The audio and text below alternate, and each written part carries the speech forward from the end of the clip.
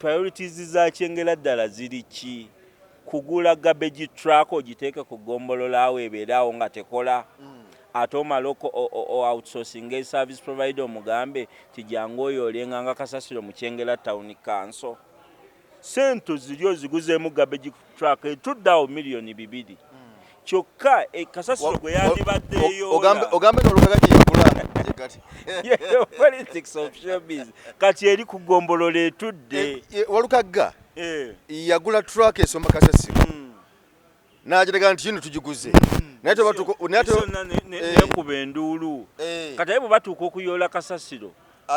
n'ofuna service provider ku district ajja kuyolele kasasiro kati olwo ne truck buzibu provider azze ne machinery ezo zonna naye ayina agamotoka gagayoola kasasiro kati eri neba redundant. Assalamu alaikum wa rahmatullahi wa barakatuh. Amanya nze Haji Mukiibi omusomi w'edduwa. Nkuba omulanga mwenna abali ebule n'ebweya abali emangalibi ne mashariki. Buli kimu kyonna bw'owulira nti ekyakukwatako kyagaana buli ky'okwatako emikono tekikola nja kukuyamba era nja kukukolera buli ky'oyagala. Mujje mbasomere edduwa kijja kutereera. Omuntu atasobodde kutuuka wendi nina ettogero. Ompa amannya go ne ngawandiika ne ngasuula mu ttogero ne nkulombera edduwa. Ebyo byonna by'obadde olowooza byonna bijja kusimulukuka. Haji Mukiibi nsangibwa ku nnamba 0752-00883. Tewali kigaana kyonna nga Allah ye mubeezi waffe. Tweyanzizza nnyo tweyanzeege gwa tulaba ku emboozi mu UG. Nze Geoffrey Mayanja webale kutulaba yonna gy'osinziira okutulaba. Wendi wano ndi n'omukulu Meya to be yegwanyiza obwa meya nga bw'okimanyi tino mu kaseera kano tuli mu nteekateeka za kubanga abantu abegwanyiza obukulembeze obw'enjawulo mu bibiina eby'enjawulo mu kaseera kano bali mu kweteekateeka. Kale n'olunaku olwaleero ndi n'omukulu nsiga kumanya lya Bitokote Ssemugera Joseph nensiga kumanya lya Bitokote so Bitokote Ssemugera Joseph yazze agamba nti abantu be Kyengera Town Council ewali omukulu Walukaga meya essaawa zino oba wabadde omukulu Bitokote wazze bwe tugenda okugenda mu kona ye essaawa zino atunnyonnyola ekibiina kimwajjidde ani amuli emabega kuba katuwulira waba kati abayi kati ono gundi yamuli emabega so naye tugenda kwogera mu kona ye tulabe embeera nga bwetambula sayidi awo soko nzikirize akubuuzeeko tutandikire awo. Nsanyusa Sebo Mwamanja naye nsanyusa okubeera wano ku mukutu ate sebo weebale kubeerera ddala muvubuka wa Kabaka ow'omulembe Omutebi agirayo ddala ekifaananyi ky'abavubuka ab'omulembe Kabaka gw'ayagala ne twegazaanyiza mu bwengula buno obwa tekinologiya emikutu gino emikwanira wala emboozi mu Uganda mu kyana ekwatiddeyo ddala bulungi nnyo sebo. Linnya lyange nze Ssemugera Joseph Bitokote ndi mutuuze wa Kyengera Town Council. Kyengera Town Council yebuzaabuzaamuko ku bantu naye nga yeggombola y'ensangi erinnya lyayo lyasinga okumanyibwa Bwakabaka ba Uganda bagiyita eggombola ya Ssaabagabo Nsangi naye ne mu local government bwe yakulaakulana neeva mu sub-county y'enkola y'ekyalo ne bajja bagikulaakulanya okugisuumusa neefuuka Kyengera Town Council. Kyagifuusa Kyengera Town Council olw'okuba nti mu nkola ya gavumenti awali town board weewali n'ossuumusibwa kati eggombola y'ensangi nga bw'erina emiruka 10 naye mu miruka egyo nga eritibwa Nsangi sub-county yalina town board nga eri Kyengera nga bagiyita Kyengera Town Board. Kati bwe tusaba nti bane tukulaakulanye abantu bangi twetaaga obuweereza obusingawo okusinga obuweebwa ab'ekyalo mutufuule Town Council. Kati yo gavumenti n'abakozi bayo ne bagamba nti eyitibwe Kyengera kuga Town Board yebeefuuka Town Council. So kati linnya ne tutwala linnya lya Kyengera naye nga esangibwa weeyabeeranga edda ng'eggombola ya Ssaabagabo Nsangi. So abantu abamu batuuka nakubira esimu n'agamba Bitokote ntuuse wano e Kyengera kati mpetewa no eri Kyengera Town Council naye ng'esangibwa Nsangi. So eggombola eyo Town Council gye nsaba okukiikirira nga meeya waayo ate ne meeya nakyo kigambo kifu. Meya kifu meya nakyo kifu. Town Council omuntu waayo aba agikulembera political head aba ayitibwa chairperson LC3 omwami waayo ow'eggombolola. Walukaga abatalina kuyitibwa meeya essaawa zino katugambe kati kubanga yakyali wali mu kumaliriza gojje essaawa zino abatalina kuyitibwa meeya abalina kuyitibwa chairman LC3 chairperson town council ziba n'aba chairperson naye munnange abantu baffe batujanjawaza nakuyita Ssaalongo nga tobangako Ssaalongo naye olw'omukwano gwakulinamu eno mu bayimbi omuyimbi awo Kabaka yagamba bugambi ennyimba z'omuyimbi oyo ava mu bafamire Mayanja awo ega nti ennyimba z'omuyimbi oyo zinnyumira n'agamba Kabaka kati ampadde ekyobwa kati sapalaso kiba kiwedde naye nga munnange kubanga wabaawo moment of truth kati bwe tuba turegisteringa kyosaba kifo kimu electoral commission kubanga ebifo biba gazetted kati ekifo ekibeera gazetted tosobola sanga chairperson wa LC ayagala kulembera town council nga yeetaddeko njagala kubeera meya kati mu biwandiiko wandika chairperson LC3 meya atandikira ku mutendera ogwa municipalities ne cities abo ba political head baabwe baba ba meya so nako mbadde njagala okukayisaawo njagala okubeera chairperson wa LC3 wa Kyengera Town Council ninga abantu basinga okukyogera basinga okukiyita osobola nkyo okukinavigatingiramu nti nga we musinga okukiyita nti meya wa Kyengera Town Council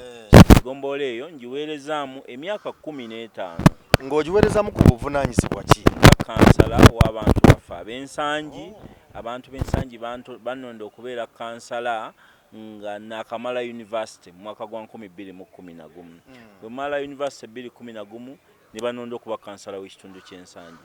bwe banonda okubeera kansala w'ekitundu ne bakansala bannange nabo ne bagamba nti ate obeere speaker waffe ne mbakulembera emyaka 5 that was 2011 etumala 2011 era 2016 nenziramu nenondebwa nga kansala era ensangi ne 2021 era ne bannonda kikisanja kino kyemmaliriza kakati ngamba nga nkoze wantu emyaka 15 Mayanja kubanga abantu abasinga batugamba nti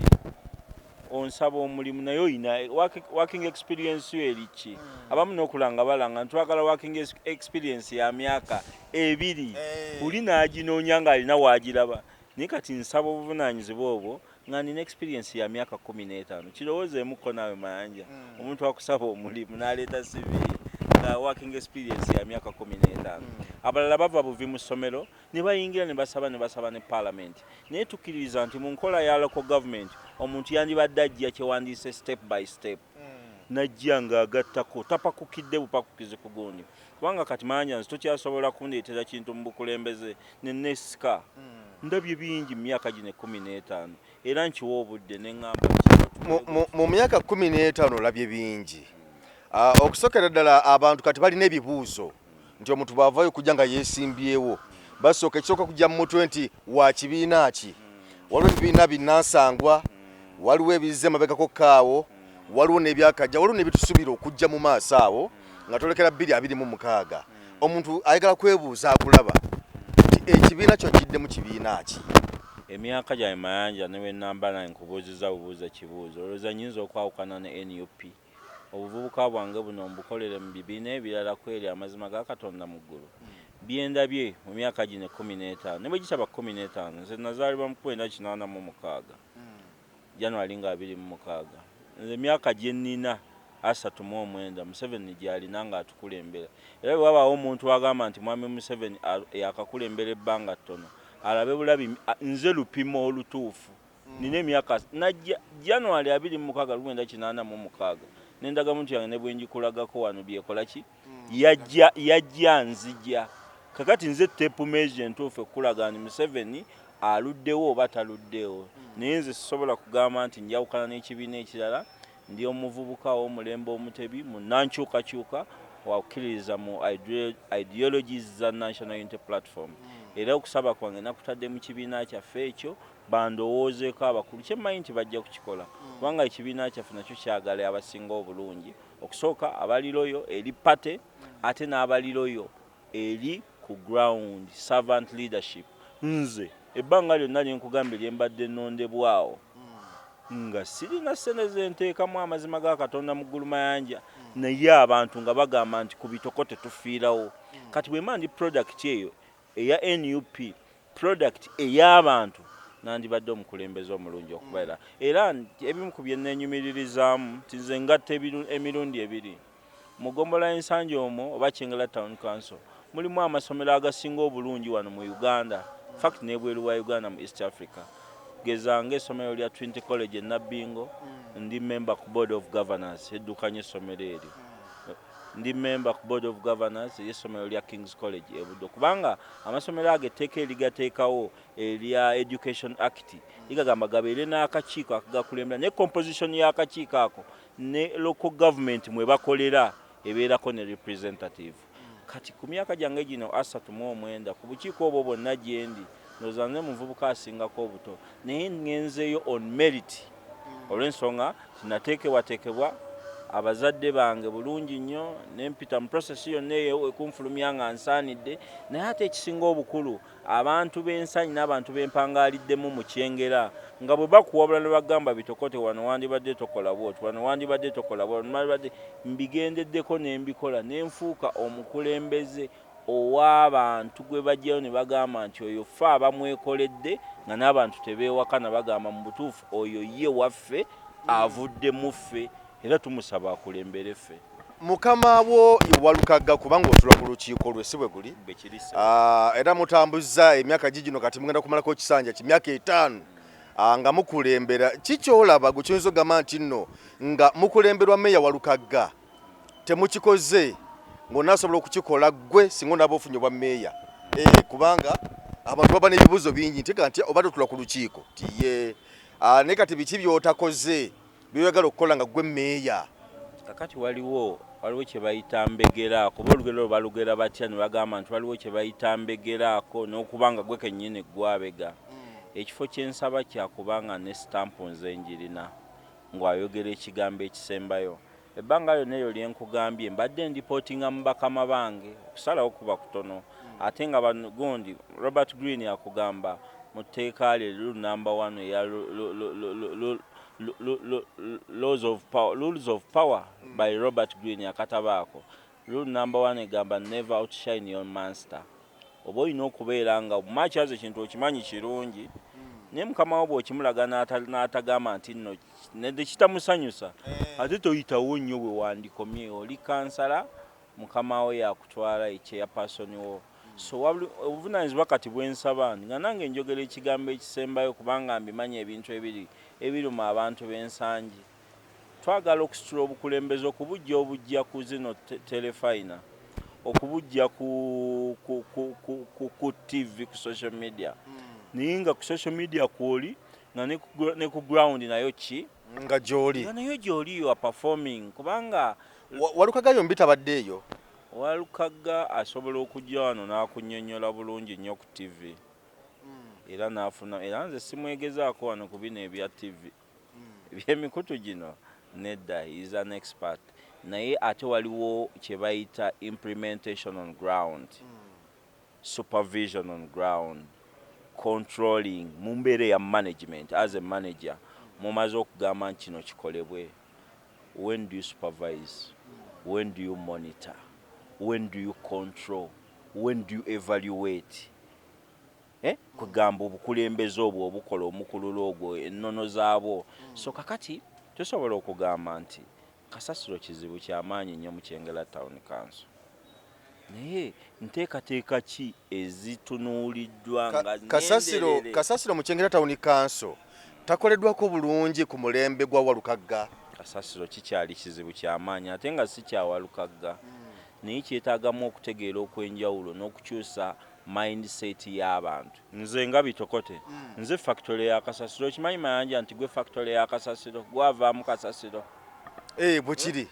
soko okirowoozo nga tongamba bwami nti bwekiri okitegeera nti ddala gwe factory ekola kasasiro eproducinze kasasiro kuba ffe tumusaasaanya kati gwe nga mayanja nze bitokote nga nze aproducinga kasasiro neeyisa ntya ne kasasiro oyo nga tannatuuka kiteezi oba mu dumping site yonna gye bakola ki gye baagazeetinga. Obwongo bw'omuntu ono avaamu kasasiro kintu kikulu nnyo. Nze obuvunaanyizibwa bwange ng'omukulembeze kukutegeka nti sebo pampa gy'oli mu kumala gansuulira anyhow esobola okugenda n'ekulukuta n'egenda mu luzzi n'ojjamu obulwadde obw'ekiddukano nsonyiwa okukikubawo nga bwe kiri naye osobola otya okufuna oba dustbin ku nnyumba yo nze omukulembeze nomanja nti girozze okunzijjako kasasiro oyo nenkitunuulira nenkyetegereza nendaba nga service provider ajja akuggyeko kasasiro oyo amutwala ekiteezi then abamu naamufunamu abanaamucycling nga bamusange wa bamusange eyo mindset change tujagala tugitegeere tugambe abantu nga tonnanenya banaye egombolola tetuyambye kasasiro biki gwe omudisposing otya tulina enteekateeka sejjoloola gye twayise solid waste management nga kiri deliberate tukireese musa naye nga kitandika ne factory eproducinga kasasiro gwe mu makaago tulina enteekateeka amakubo g'omukyengera mayanja olunaku ekkubo ly'Amasaka Road lwe lyagwamu abantu b'ekyengera mulimanyawo ku Mexico ne kibanga emmotoka tezikyayita ku highway ezo zaatuuka okubanga alternatives zirina ya Mukyengera Town Council ng'ezimu zirina kuviirako wali ensangi zidde buloba zigatte ku Mityana Road zinoonye Kampala nga waliwo abamu abalina okuyita mu Nabbingo mu Mukyengera zinoonye kubanga wano wali wakoze eki waguddemu waliwo enjogera egamba nga tunakulambulula nnyo waliwo enjogera egamba nti gavumenti oba oli awo eremesezza nnyo ebitundu ebimukulaakulana Mama Museveni wano yavuddeyo mu kugulawo akatale k'Ebusega awo nawe mwe mwamutwalawo temutuuka kuba totuuka Lubaga division yes naye yavudde n'agamba nti era zaakyogera nti mwe abantu babulijjo okulonda bannabyabufuzi ab'opposition goliwe ne UP tekibasibye mu bwavu okuba nti nno abantu balonda abakulembeze ab'opposition nga tebakkiriziganya na gavumenti ate kitegeeza nti bw'obeera mu NUP oba tokkiriziganya naki na gavumenti n'enkola zaayo olw'ensonga mwagala kugijjako olowooza ebimusibye ebiremesa town council okugenda mu maaso naddala ezirimu opposition kusooka nja kugamba Mwami Museveni n'okugamba abantu bonna abatulaba nti batunuulire waliyo ebitundu ng'abe n'alembe babirimu katugeze Kampala Masekati Matabuta ewali Uhuru eyo Matabuta anti ajja kugamba nti meya akulembera ekibuga kyonna bu opposition Elias Lukwago naye kakati meya yakulembera olukiiko lwa KCCA eba meya tukolera mu mbeera ya decentralization tulina obuyinza gavumenti bwessa nekola ki nekuwaako naye gye tutakoze bulungi era gavumenti erina policies zaayo ezivudde ku center ne zijja ne zitatta n'entambula y'emirimu okugeza fe abali mu local government ne abali n'abatulaba bakimanyi nti tulina okusoomoozebwa okwa ssente zonna ezisoloozeddwa ate okuddayo mu center kati ali n'okola bukozi requisition teebereza omukazi awadde layisinsi ye mu dduuka lye ali awadde property tax omusolo gw'ebizimbe awadde billboards azisasulidde emisolo agenza obutale buwaddeyo empoza lufula ziwaddeyo ssente zonna n'ozikuŋŋaanya n'ozijja mu Kyengera n'ozitwala kati n'omutte n'ozisimbira kaggo bazikuwe ojje olime enguudo z'omu Kyengera eyo nkola eya gavumenti eŋŋenderere okuttatta n'emirimu entambuza y'emirimu kati mu mbeera eya local government ng'erina ebizisomoozebwa ng'ebyo kyetaaga omukulembeze asobola okukolera mu mbeera eyo yennyini embi naye n'agijjamu ekirungi nga kigasa abantu kuba omukulembeze wa local government entirely oli ku service delivery era omukulembeze wa local government yandibadde teyeenyigira nnyo mu national politics kubanga national politics bwakuyingira ennyo eno kiyinza okuziŋŋamya empeerezaayo ey'emirimu jjukira eno bano abantu b'okoledde amakubo b'okoledde zitoyi b'oteeredde entebe mu masomero b'advocatingidde saavisi zonna bazifune bo ebiseera ebisinga baagala babe mu bitundu byabwe nga bakajjadde bali bulungi bagamba at least twalonda meya waffe atutegeera March 2 national politics bamulaba nga tebamufunamu etteeka liziŋŋamizza ebyemmwanyi ne muwulira ennaku naye ng'oli wita mu nnaku ewaanibadde ng'oluzi gye luli lulimu ki avunaanyizibwa ku ekyo y'ono mukulembeze wo gwe weerondedde mu ki kati naye bwe yegatta bwegasi mu biri bya national politics olwo service delivery eno wansi eba ezingama kyova olaba local leader yenna Mayanja nkikugamba ne bwe mbanga nfudde okyogeranga local leader ye yandibadde yeetwalira entirely mu service delivery. So ffe tuzze ebyo njogeza bumanyi giri emyaka ginagambye 15 nti gyona byingira mu nkola enembi gavumenti yaffe bwenejja ne twambala engule ne tuzimba Uganda empya nga at least bantu baffe babaddewo webali ne mubategeka okulaba nga mubalaga ku kisinga obulungi kubanga silowooza nti Kyagulanyi nga ye president asobola okugamba nti sente ezibadde ensangi ate tuzisoloozeewo tuzitwale e Kampala. Waliwo entalo mu kanso obanga mba oluusi ne mu constituency kubanga okuwa ekyokulabirako nti Meya Walukagga ndoza gwali mwaka gwadde gwa 2024 yagenda ne bukya ku makya nga batimbye ebipande mu constituency mu town council wakiikirira nga balaga nti akomawo naye nga ate yali yegwanyiza kifo kirala naye nga bwagamba nti yegwanyiza kifo kirala naye ate ku makya bwakera ku makya nga ebipande bikubiddwa nga bamutimbyeko ebipande nga biraga nti akomawo kuba meya bwe bumu kibanga ate yasalawo aga nti agenda ku bubaka bwa parliament naye yavayo naga nti sinze wabula abantu benvuganya oba abanvuganya be bakoze bino sibimanyiiko entalo ezo oyinza kuziyitamu otya era zireetebwa ki era nokubuuza gw'otunnyonnyole ebipande ebyo ani yabitimba kubanga gy'oli mu town council mu constituency mwoli gwewawulira ani yatimba ebipande ebyo Walukagga yabyetimbira okubuzaabuza oba si yabyetimbira era babimutimbako be baani byombi bisoboka kisoboka okuba nga yabyetimbira n'avaayo najja n'agamba nti bantimbidde ebipande kisoboka okuba nga era naye abatamwagaliza naye be babikola ki kubanga politics yafuuse owewaffe wa showbiz mulina ekigambo kyammwe kye mwogera Mayanja ng'abavubuka showbiz politics yafuuse wa showbiz by the way nze style yange teri nnyo mu showbiz naye njagala nze omuntu anfiiringe ng'awulya bitokotewe babadde batutwala wano bitokote wange yazze babadde bakola bwe bati bitokote akagamba andi kati abantu bagamba abalonzi oba abantu bagamba nti oyo politics atali wa showbiz yaggwako kati politics wa showbiz kweraga bagamba yaggwako naye waliwo kye bayita moment of truth politics wa showbiz wa painkiller eba teraze nti nno nti ddala omulwadde owonye omusujja ekiwonya omusujja ye complete diagnosis eraga nti ddala olina infection yebadde ereeta temperature okugenda waggulu kakati tukuwe antibiotics bweziti tukuwe eddagala bweriti sirapu bweti omirireko ne panado naye politics wa showbiz akuwa panado yekka akawungeezo oddamu omusujja ne gukola ki ne gukoma kati nze politics owange it is a complete diagnosis egabira ddala treatment nga kyenkugambye ekyenguudo politics wa showbiz ojja n'olima enguudo nga 27 nimya olwegindi mu wiiki 2 ne ziba nga zoonoonese politics of showbiz politics owange wa complete diagnosis of giving a treatment which is thorough ngamba nti kanime y'enguudo 5 mu financial year nzikole drainage system nzinyigemu malamu musemu oba ne kalayimu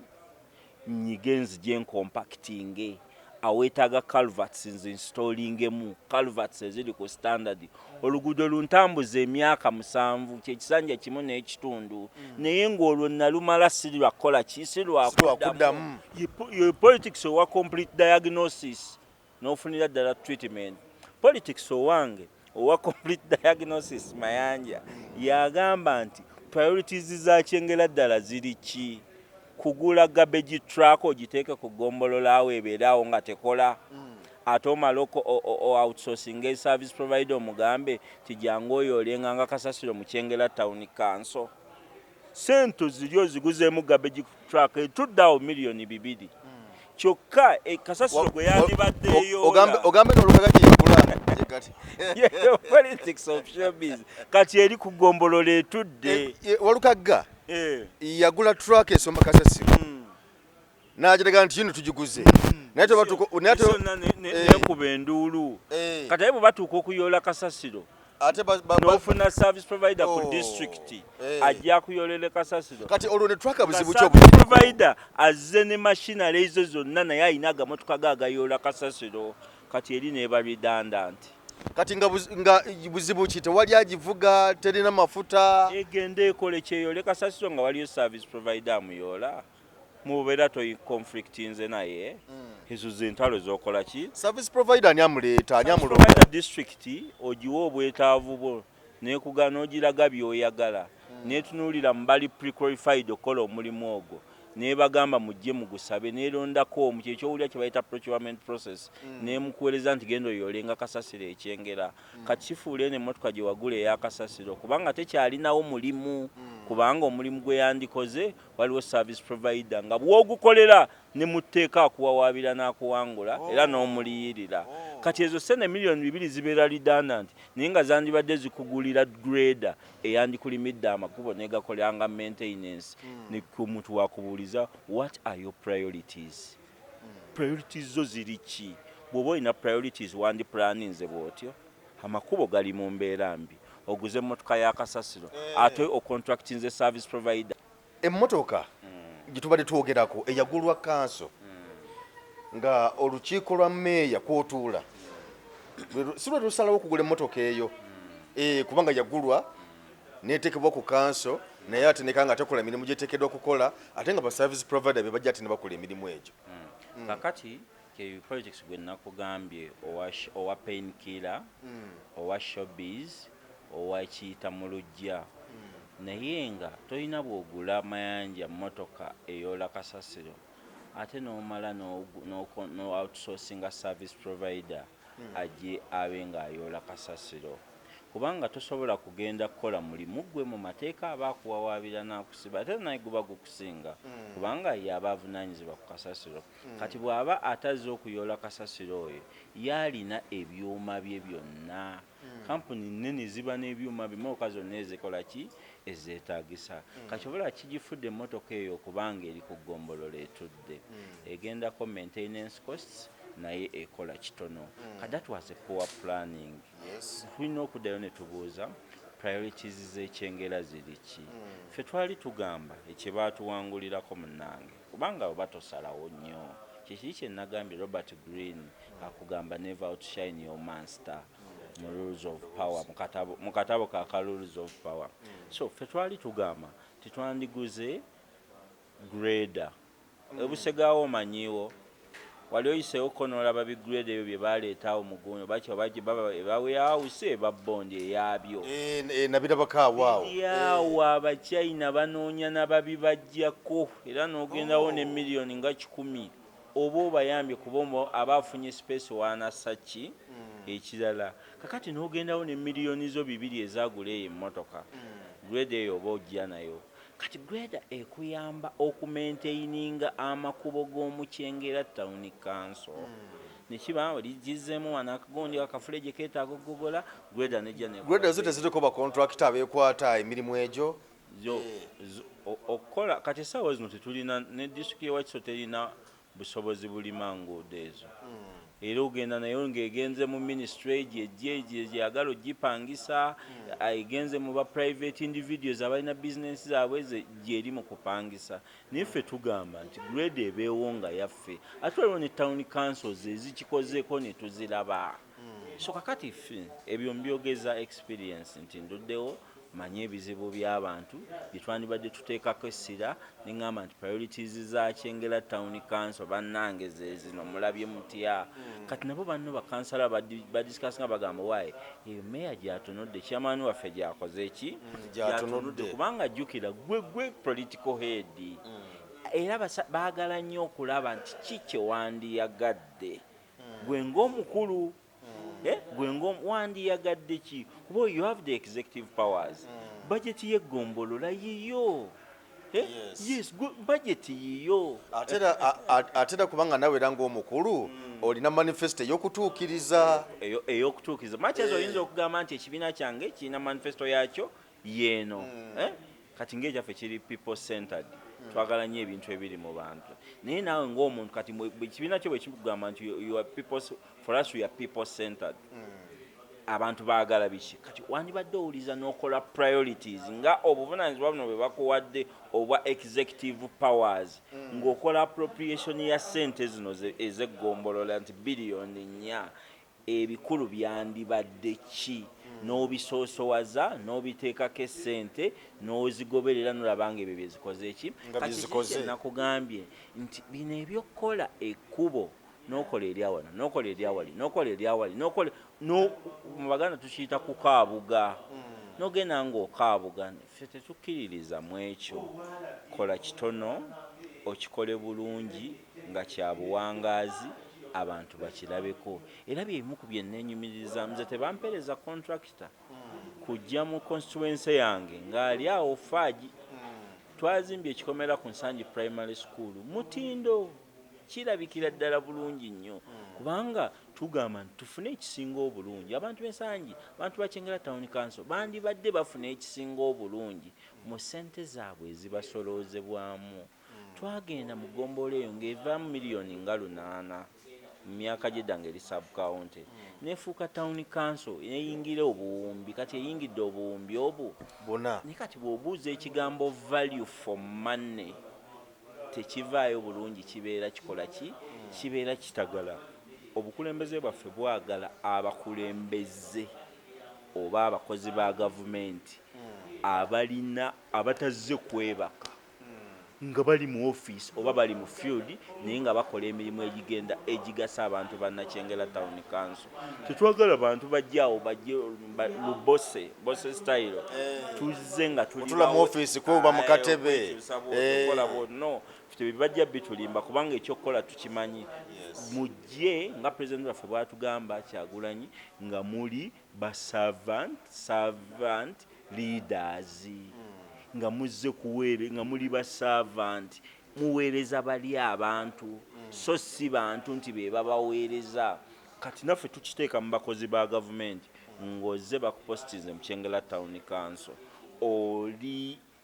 meya ya kusupervisinga kubanga balipootinga wani wa meya kibeera kitegeeza political leadership yekulembera technical leadership kati ffe tugamba nti muzze nga muzze kukola mu office baba bakusuubira mu ssaawa 2 ze tukwagala obe mu ssaawa 2 ovemu ku ssaawa 10 oba bwonna obudde bw'omala ng'olina interface n'abantu b'omu Kyengera 60% ey'okusomoozebwa bannakyengera ku balina oba osobola okukwadressinga so si kugamba bino bino otuuse essaawa 8 mu office n'osayininga ate ntuuse essaawa 2 ffe bye tetwagala kubikkiririzamu naye ekisinga byonna tuzze n'enkola ey'obukulembeze obw'okuteesa kubanga empowerment makyasi twogera nti nze nga meya naye nja kubeera ne council etuulamu bakansala nga 42 kusinziira essaawa zino muli bameka essaawa zino tuli 7 ne meya we 7 naye batukompulensinze tugenda kudda ku either 47 oba 42 statistics figures sizirina bulungi naye nga twakendedde abantu nga 30 so kakati abo kino ekyakoleddwa katono ekyakoleddwa mpulemu n'abantu nga bagamba nti lwaki paalamenti nayo tekendezebwako tube n'essuubi nti kinatukane ku paalamenti nze era sikiririza mu bakulembeze bangi paalamenti erimu abantu abangi ate nzikiririza mu kwempawalinga local governments local governments mayanja yewali omulimu fe abaliraanye abantu ne gavumenti tekiraba bwetuka ku local government ng'ekola byayo byeyagala ng'egamba Kyamanuel Siwanu tutukuwadde omutwalo gumu buli mwezi tujja kuwa emitwalo 12 omwaka mulamba anti kakati oluusi olwo n'ebintu ebibuzaabuza abantu local government ne central government kubanga bwa nti ate local government tempawalinze local government ate kati central government twalibadde tukinyonnyolako omuntu atulaba essaawa zino ayongere okunnyonnyoka oba nnyonnyoke central government ne local government enjawulo eririddawa kakati enkola eya decentralization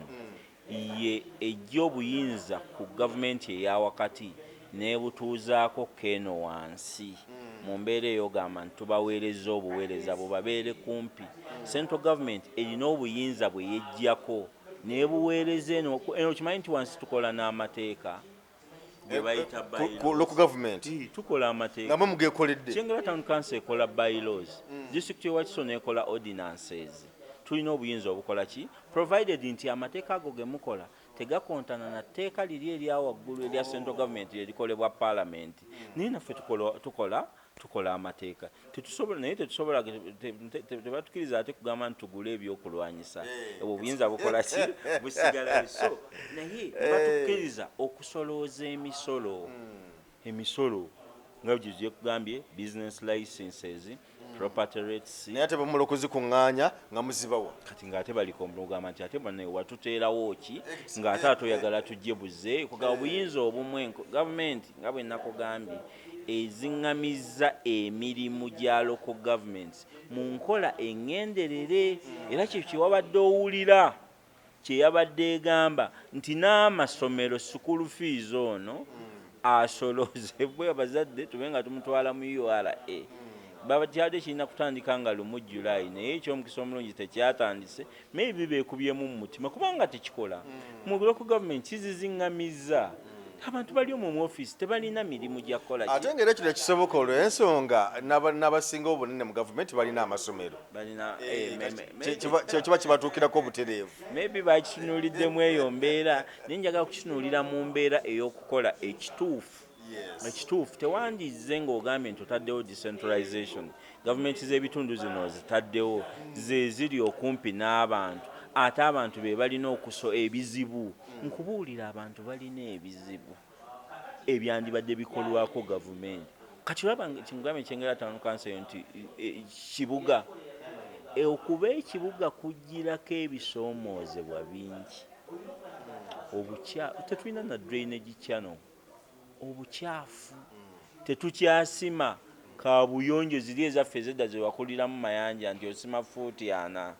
Ekyo tekikyasoboka kubaawo. Bw'ova ku polotiyo waddawo ey'omulabidde bagamba nti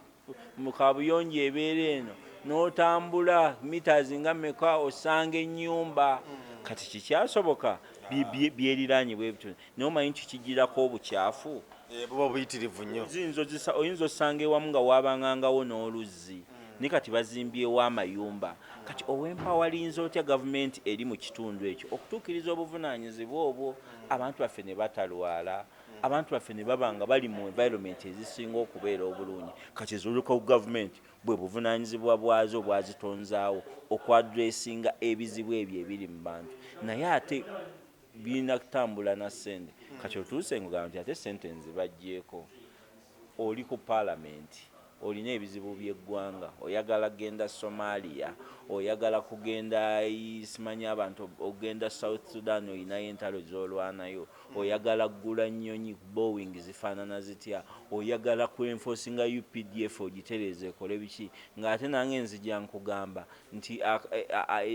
amazzi oluzzi luli terukyaleeta mulewegasse ne Rwanda muliko international politics. Ate nange nkugamba nti mu katale ka Gonja wali ensangi calverts zizibikidde twagala kuziyoolamu. So olaba nga tebigatta bulungi. So gavumenti etunuulidde nnyo okugamba nti ekola central government yenkulu ennyo. Kituufu nkulu kubanga erina nayo byekola ebinene, naye bwe kiba nga local government zino waziteekawo ziwe omukisa zeegazaanye zikolere mu space yayo ey'etteeka gye walikoleramu ne ssente zaazo zizirekere zikole ki zibeere nga zikola. Naye kati wakati nga gavumenti eno si y'abantu,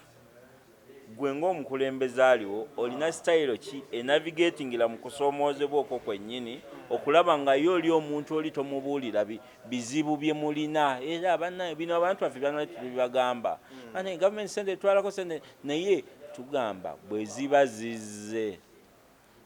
okozesezza omukisa kyogwo nti ezo entini ezizze mu bulumi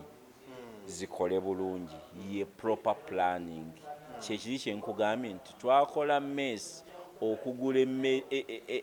nga beji truck eri awo etudde ate ne twawutusoosingaani service provider atakola omulimu gwe gumu ogwako. Ezo sente zaffe ziri awo zitudde miliyoni 100 naye ng'ate eri ebizibu gye ebiri ebirala ebiriyo mu kyalo. So gwe ng'omukulembeze owa local government oyinza otya okukolera mu system ya gavumenti eno etafevalinga abantu baayo nga gwoze oli servant leader okubaga nti bawuliremu koka relief ti makyazi biri bwe bityo n'amakubo gaffe agagenda ewaka gali mu mbeera nnungi. Makyazi biri bwe bityo abaana bwe n'abasindika ku luzzi bajja kuteekayo amazzi. N'ekirala omukulembeze wa gavumenti ey'ebitundu yandibadde nga alina database ey'aba stakeholders ab'amaanyi mu kitundu ekyo kyewakulembera. Okugeza tuva mu ggombolola erimu amasomero ag'amaanyi nga bwe nakugambye. Omanyi road fund agikulira mu Uganda muno yasomera ku King's College Buddo. Akulira vote eya road fund ekola enguudo eziri mu bibuga zirobing ezifune kolansi zikole biki naye ogw'omukisa tetugukozesezza. Naye ng'olaba weeguli era ng'otunuulidde era abantu b'ensangi bakyengera we bampeera obuvunaanyizibwa kwe kunoonya omusajja oyo akulira road fund bw'anaaba yakyaliwo okumugamba nti essomero lye lya King's College gye liwangaalira mu Kyengera Town Council amakubo si malungi gw'oyagala ojje ku viddi z'abaana bo reunion mukomyewo mu ssomero lyammwe nga muyita mu nfuufu traffic jam gwe takuyisa bubi so twandibadde tukola amakubo gaffe gano agaliikiriza Masaka Road. King's College ebeere walungi gwe tokyagala gwe Engineer Naimanya yasomera eyo ku King's College ogwo mukisa gwe tulina okutaapinga nga Kyengera Town Council. Ba stakeholders abazimbye factories mu Kyengera Town Council mulimu Mwami Manja factory omwo kweriawo ku Tempo abantu b'oku Tempo bagima ekola bukutiya baba bagita Everbest company omanyi nti obukutiya kyattunzi nnyo gwetebeza akakutiya kana akafe twa edda bwe bwakadiwanga ng'okayuza bwoti n'okasalamu n'okozesa amasowaani naye omanyi nti kyabbeeyi buli muntu ayagala paakinga mu bukutiya. Omusajja alina factory ewaffe awo ali mu bakozi nga 7 naye akugamba nti ab'Ekyengera bagendayo mukambuwalira bukambuwalizi kumusaba local service tax kumusaba licenses kumusaba property rates nawe okimanyi nti ogwo mukisa okumubuuza nti muzeeyi gundi abakozi b'okozesa wano bajjawa wandituwaddeko kumukisa ffe nga Kyengera Town Council abaana abo ne tubako. Omanyi nti meeya ewuwo bajjayo nga baana abavubuka banoonya emirimu.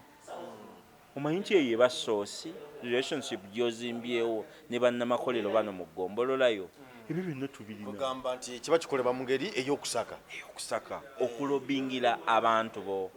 Katikkiro Mayiga atugamba nnyo nti omukulembeze yandibadde tagamba bugambi tulina ekizibu kino naye osaze magezi ki ebizibu ebyo okubijjawo. So kati ffe tuzze n'amagezi tetuli bagagga nnyo Mwami Manja tuzze n'amagezi na experience abantu b'Ekyengera bakulemberwe omuntu omwana waabwe nze ndi mwana waabwe omwana enzaalwa ne bwenfa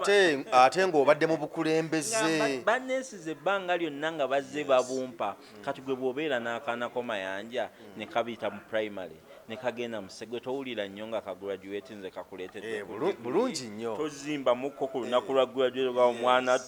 omwana tu wuno naawe bakuba kuzaala kujagaana kati Kyengera Town Council essaawa zino eri mu mbeera ya kuzaala kujagaana owaayo yennyini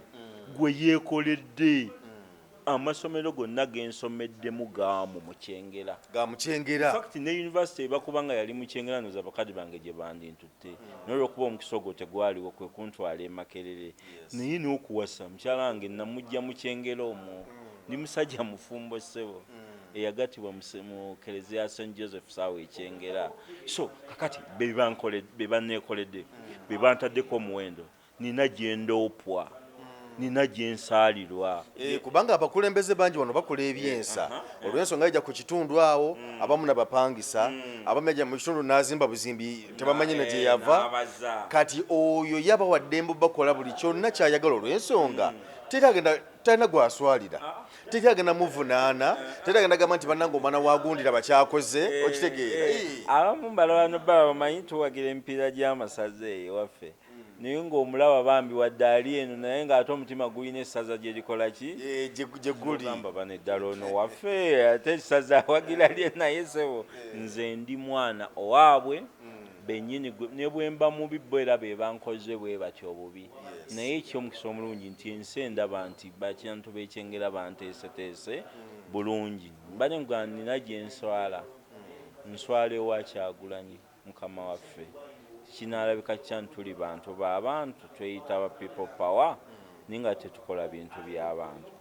nswala embuga emmengo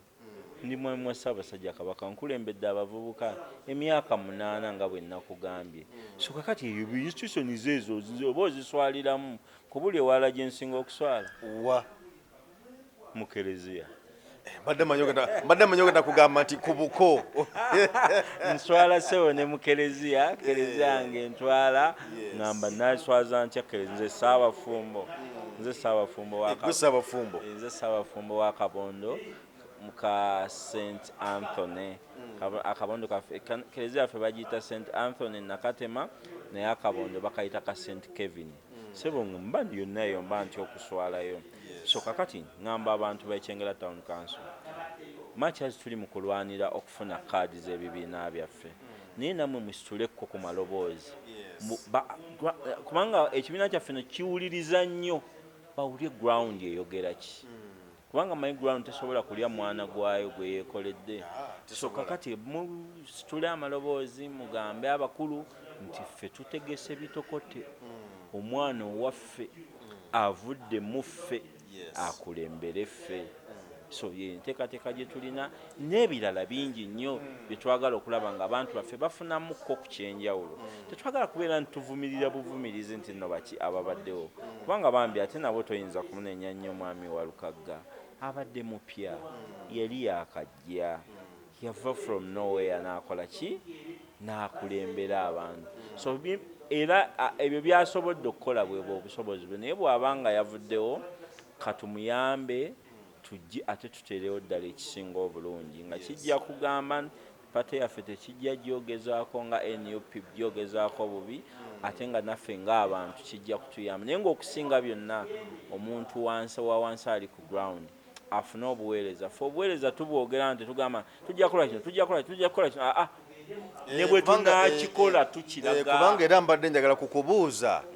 nga tunatera okumaliriza nti mu nnaku 10 ezisooka kubanga tebawulira ababaka wano ababaka ba palamenti n'abakulembeze ku mitendera egy'enjawulo nti nze mu nnaku 10 ngenda kuba nkoze kino ne kino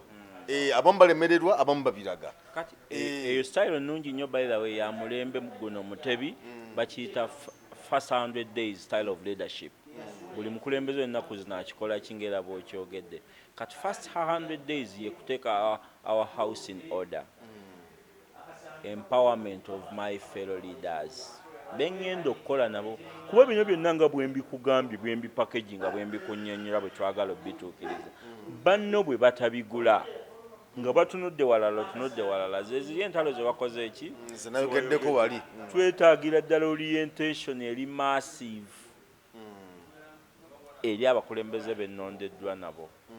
baveemu politics w'okugamba oye nga kati oyo awedde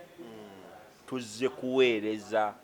system gye tuweererezaamu etteeka lyayo ligamba bweri ye leero Kyagulanyi bw'anaaba wangudde obwa president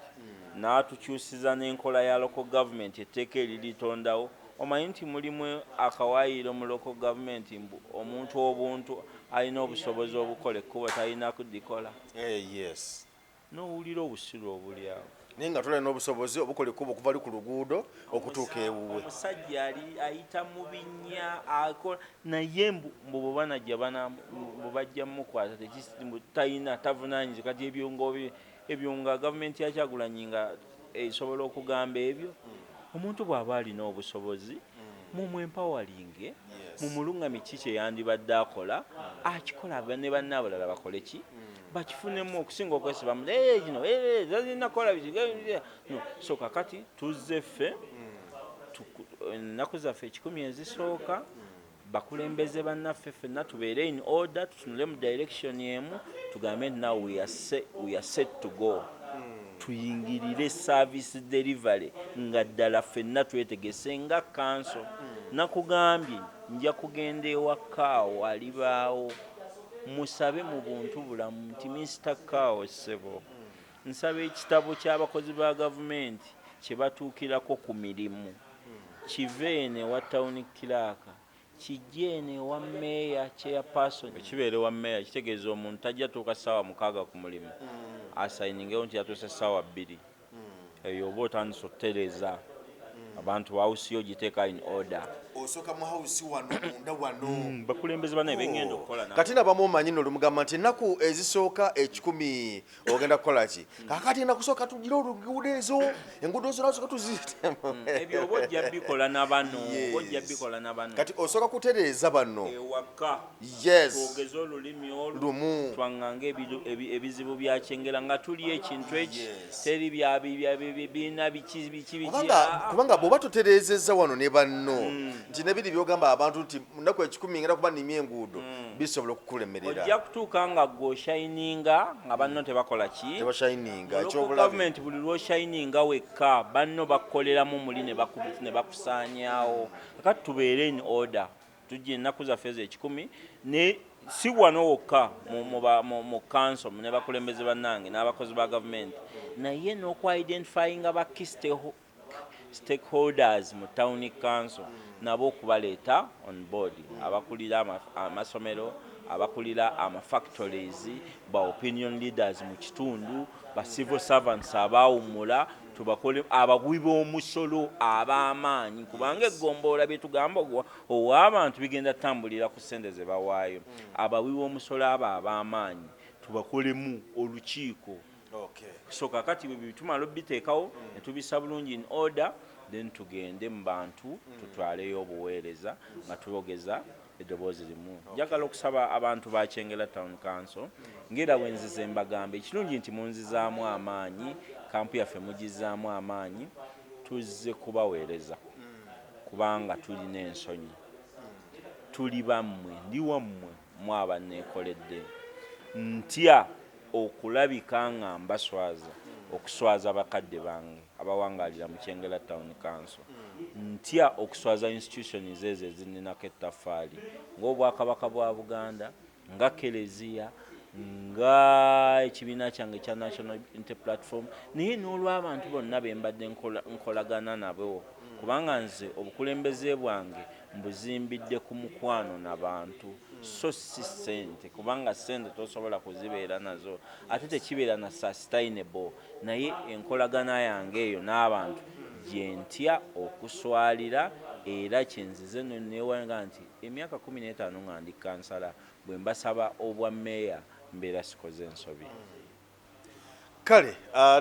tweyanzega ebigambo byonna meeya to be Kyengera Town Council abyogedde asagamba 2026 mu mulabira ddala ensolo abeere nga agamba ensonga zikwasaganya bulungi nnyo so tebakuba bamuwaga nti mumpe nange ngende ndyeko mumpe tugende tuweereze bw'oweereza n'okola obulungi ebyokulya bijja byokka. Kale tweyanza nnyo tweyanzege katukulekere ono olunaku olwaleero tukuwagaliza akaseera akalungi nze Geoffrey Mayanja kwemboozi muyogi weeraba. Assalamu alaikum wa rahmatullahi wa barakatuh. Amannya nze Haji Mukiibi omusomi w'edduwa. Nkuba omulanga mwenna abali ebule n'ebweya abali emangalimu ne mashariki. Buli kimu kyonna bw'owulira nti ekyakukwatako kyagaana buli kyokwatako emikono tekikola nja kukuyamba era nja kukukolera buli kyoyagala. Mujje mbasomere edduwa kijja kutereera. Omuntu atasobodde kutuuka wendi nina ettogero ompa amannya go ne ngawandiika ne ngasuula mu ttogero ne nkulombera edduwa. Ebyo byonna by'obadde olowooza byonna bijja kusimulukuka. Haji Mukiibi nsangibwa ku nnamba 0752 71 08 83. Tewali kigaana kyonna nga Allah ye mubeezi waffe.